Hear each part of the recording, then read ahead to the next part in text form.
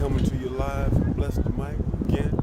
It's your brother from another mother, Professor Ricky Jones, still expounding upon the concept of love and relationships.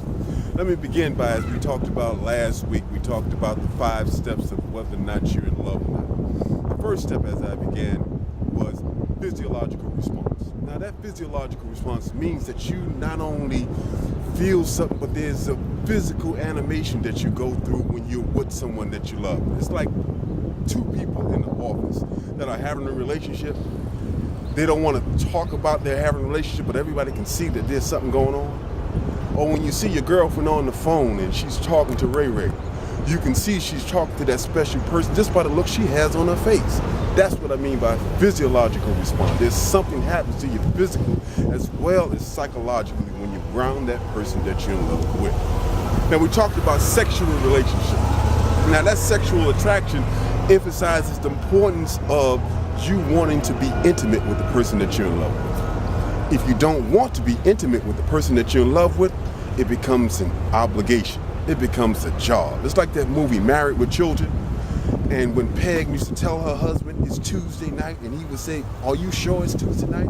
That's the obligatory response you have to being sexually or intimate with somebody you're really not in love with. That's that sexual response. Now we're talking about the need to be loved on the same level. Now the need to be loved means that you don't want to love somebody more than that person loves you.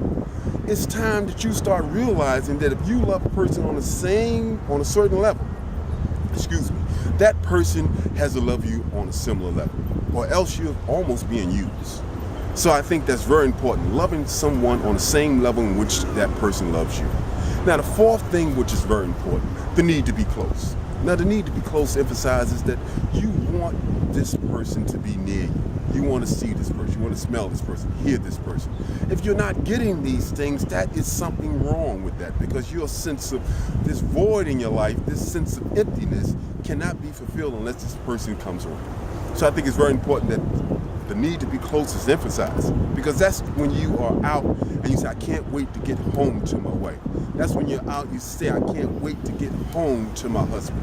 That's that need to be close. Now the 5th and most important is the fear of loss. Now the fear of loss talks about if you don't fear losing the person that you're with, you'll do things that can risk that relationship. Now they talk about various things that, in looking at what is some of the psychological or sociological losses that a person can experience, the loss of a son, the loss of a father, the loss of a child. Now they said the most devastating thing you can ever experience is a loss of a spouse. You've never heard someone die because they lost either a child or parent, because to be honest with you, you expect to outlive your parents. You expect the children to grow up one day and move on and get their life together, but you don't expect to lose your spouse. So with that said, the 5 steps emphasize physiological response, sexual attraction, the need to be loved on the same level, the need to be close to the person that you're in love with, and last and most important, the fear of losing the person that you're with. With that said, I want to conclude this section. Thank you very much.